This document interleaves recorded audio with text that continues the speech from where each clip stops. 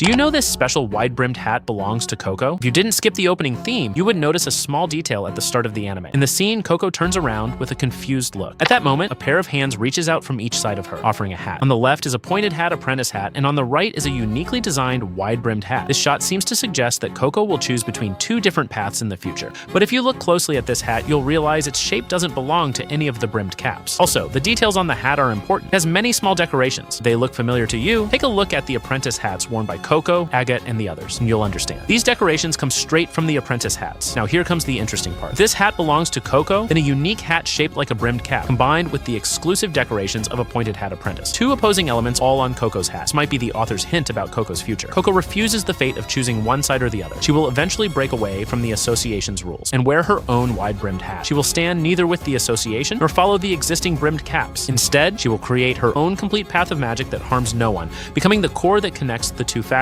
What do you think? Why so many people suspect Egwin is Coco's father? It's because Egwin is always portrayed as a masked, immensely powerful villain. And it's hard not to think of that famous line from Star Wars.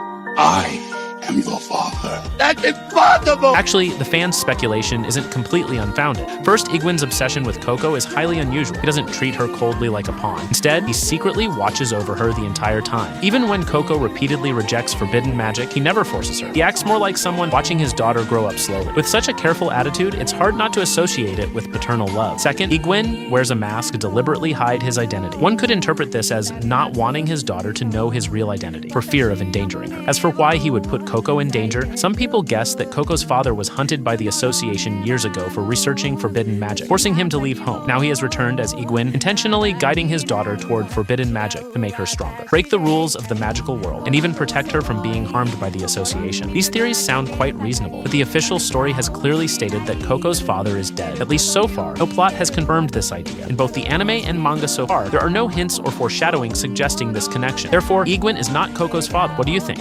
Have you noticed Olrugio's endless pile of magic rings? The drawing magic carved on them is all for one single person. The official name of these rings is linking rings. Every single ring was carved by Olrugio himself, holding his hidden tenderness and obsession. He designed these rings for none other than Kifri. When they first met in the Grand Hall, Kifri fell into a strange trance, as if he had lost consciousness, walking straight toward the seawater surrounding the hall. In the next moment, he fell in. But back then, Olrugio was just an unknown mage apprentice. He had no powerful magic nor mature magic skills. The only thing he could do was cast the most basic drying magic over and over again, doing everything he could to keep seawater off Kifri. Later, when Olrugio recalled this memory, he said, "That was the first time I ever cast drying magic perfectly." What this means is it wasn't that he finally mastered a spell, but that in that moment, he had someone he wanted to protect with all his strength. So for Olrugio, drying magic was never just a basic spell. It was the beginning of his bond with Kifri, a witness to the first time he understood the meaning of protection. This special feeling is the core reason he made these linking rings. All of Olrugio's rings were made for Kifri.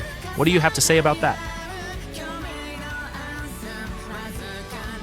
Why does Kifri owe Olrugio an Oscar? It's all because Olrugio put on an Oscar-worthy performance for him. In episode 6, when Olrugio first met Coco, Kifri had no choice but to confess Coco's identity to him. When Olrugio heard that Coco, an ordinary person, was learning magic, he first fell silent for a moment, then put on a surprised expression, even saying he would take Coco to the Magic Knights. This seemed completely unreasonable. After all, Coco was no secret in the magical world. The magic shop owner knew about Coco. Kifri's friend at the Grand Hall knew about it. Even apprentices like Petia and Richeik knew. Yet Olrugio, the eye of inspection assigned to Kifri's atelier, didn't know. There was only one answer. He knew perfectly well. He was just acting. Because Olrugio's position was far too special. He was the inspector monitoring Kifri. If he had acted like he already knew about Coco, he would have been guilty of deliberate concealment. But as Kifri's closest friend, he also knew that Coco was the key to Kifri's hunt for the brimmed caps. So, caught between his duty and his friendship with Kifri, he had to put on this act. Olrugio's performance was incredibly layered. First, he angrily grabbed Coco's wrist, insisting on taking her to the Magic Knights. Kifri stopped him with water magic, and the two argued at the door, only to go inside later to talk things out properly. He maintained his image as a loyal inspector while helping Kifri keep up the lie. That's why Kifri owes him a little golden statue.